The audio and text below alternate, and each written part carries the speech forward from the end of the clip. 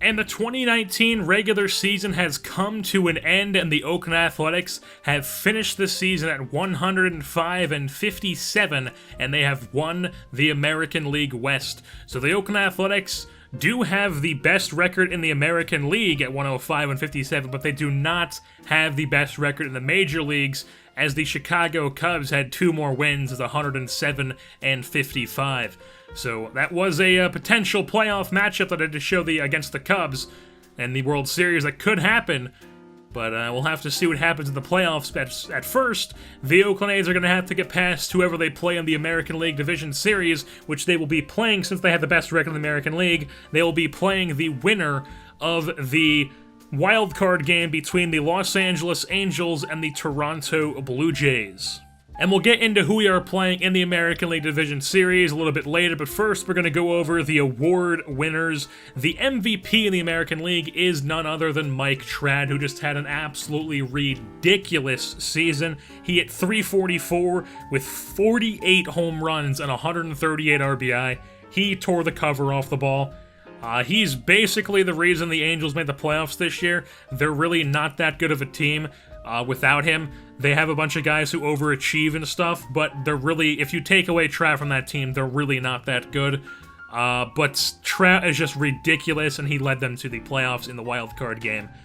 Cy Young winner is none other than Sonny Gray of the Oakland Athletics. He finished the year at 20-10 with a 2.09 ERA, almost under 2 ERA, with 244 strikeouts, which was actually most in the American League.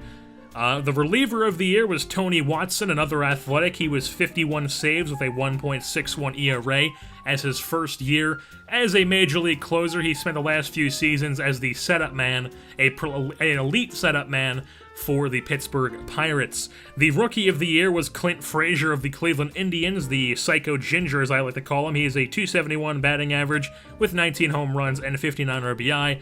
I personally think he won that award purely because of his home runs, because they're home runs, that means he's good.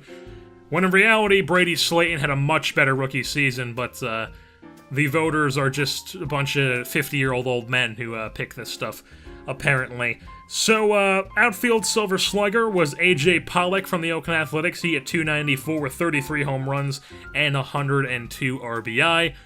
So, A.J. Pollock had a pretty darn good season in his first year with the Oakland Athletics, as he was signed to a 3-year deal over the offseason.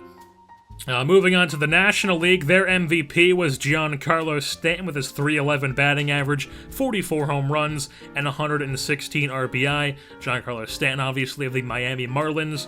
The Cy Young winner was Clayton Kershaw. He was 18-8 with a 2.76 ERA and 272 strikeouts. This man's probably the most interesting guy in the entire franchise because, well, aside from the fact that he's really good, he's insanely good.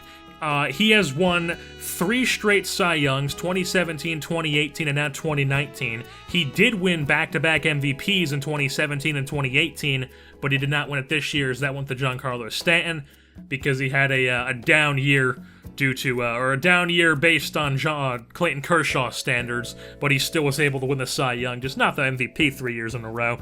The Rookie of the Year in the National League is David Washington and his beautiful, beautiful Sox with the St. Louis Cardinals. He hit .268 with 16 bombs and 71 RBI. I'm not going to go through and show you every single league leader that we had, or every single guy in, like, the top 10 in the league leaders, because I'd be sitting here for, like, forever going over how many people we had in every category, because it was ridiculous. So I'm just going to tell you who we had that actually led in each category. It's pretty much all pitching, as the hitting side of things was pretty much dominated by Mike Trout. League leader, so on pitching side of things, Sonny Gray led in strikeouts with 244. He led in ERA with a 2.09, led in wins with 20, led in whip with exactly a 1.00 whip, and then Kevin Gausman won in winning percentage with a .760 winning percentage. And now it's time to go over the American League Division Series matchup between our Oakland Athletics, and they will be taking on the winner of the Toronto-Los Angeles wildcard game, which is the Toronto Blue Jays. That's right, the Blue Jays beat the Los Angeles Angels in the wildcard game by a score of 5-4. mainly because Devin Travis, the Toronto Blue Jays second baseman, hit a grand slam in that game. So that's 4 runs right there. Josh Reddick had an RBI as well. That's 5 runs. Marcus Stroman gave up 4, pitched 6 innings. And then the bullpen gave them a shutout 7, 8, and 9, and they won the game by 1 over the Angels. So 5-4 Blue Jays, they win the wild card game, and they move on to face our Oakland Athletics in the American League Division Series. Do they have a chance? The 86-win Toronto Blue Jays, who finished 2 games back out of first place in the AL East behind the Tampa Bay Rays, are going to be taking on the team with the best record in the American League in the Oakland Athletics. So do they have a chance? We will find out. But they do have Josh Reddick, who won the right field Gold Glove Award this year, and he is a former Athletic, as we all know.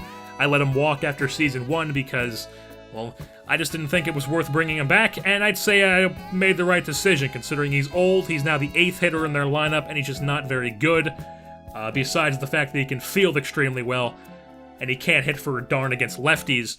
But now we have Sean Andino in right field, and he had a pretty darn good season in right field. But anyways, moving on to the lineups and the rotations for each team, the Oakland Athletics, their starting rotation, they're going to be rolling with a 4-man rotation in the playoffs of 1 Sonny Gray, 2 Kevin Gausman, and 3 J.R. Newman, and then the 4th guy is Julio Teheran. While in the bullpen, Rafael Montero shifts to be the long reliever. The middle relievers are Tyler Clippard, Adros Vizcaíno, Fernando Abad, Adrian Castro, and then the setup guys are Fernando Rodriguez and Alex Torres, while Tony Watson will be closing the games. The lineups versus right-handed pitching is second baseman Jose Miguel Fernandez, left field Yangervis Solarte, center field AJ Pollock, DH Chris Davis, catching as Kyle Schwarber, first base Matt Olson, third base Brady Slayton, right field Sean Andino, and shortstop Eric Pedroza. While the lineup against left-handed pitching is second baseman Jose Miguel Fernandez, right field now is Yangervis Solarte shifts over to right field as AJ Pollock plays center, Chris Davis plays left, Kyle Schwarber still catching, third base Brady Slayton, first base Matt Olson, DH is Jackie Allen, and the shortstop is Eric Pedroza.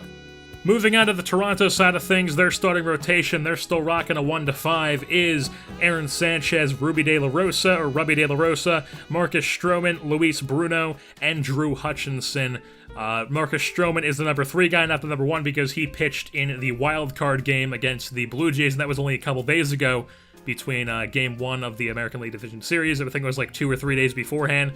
So they don't want to rest him on short rest, and they're going to be going with Aaron Sanchez in Game 1. The bullpen is Chachin is the long reliever. Middle relievers are Cecil, Schlereth, and Tepera. Setup men are Drew Storen. Setup man is also Aaron Loop, and then the closer is Roberto Ozuna. And then since all of the Oakland Athletics starters are righties, we don't have to go over against the left-handed pitching lineups, just the right-handed pitching lineups, which is Kevin Pillar in center field, Devin Travis at second base, Josh Donaldson, the former Athletic, at third, Troy Tulowitzki at shortstop, left field Colby Rasmus, first base Edwin Encarnacion, DH Dominic Brown, the former Lakewood Blue Claw, right field is Josh Reddick, the former A, and then the catcher is Tyler Flowers, because Russell Martin is apparently so bad now that Tyler Flowers is a better catcher than him. And with that being said, that's going to wrap things up here for this Athletics end of regular season and ALDS preview video. The next episode you will see is Game 1 of the American League Division Series. We'll be doing the playoffs just like last year, or at least the American League Division Series. If we make it to the American League Championship Series, it'll be the same thing like last year, where I show Game 1 plus the elimination game, so we skip the rest of them in showing them, but that will be how those series works, and if we do make it to the World Series, I'll probably hold a straw poll about what we want to do there, if we want to show every game of the World Series, or if we want to keep doing this format where I show Game 1 and then just the elimination games. But, like I said, that's going to wrap things up. I've been your host, Jerseyborn, and I'm saying goodbye.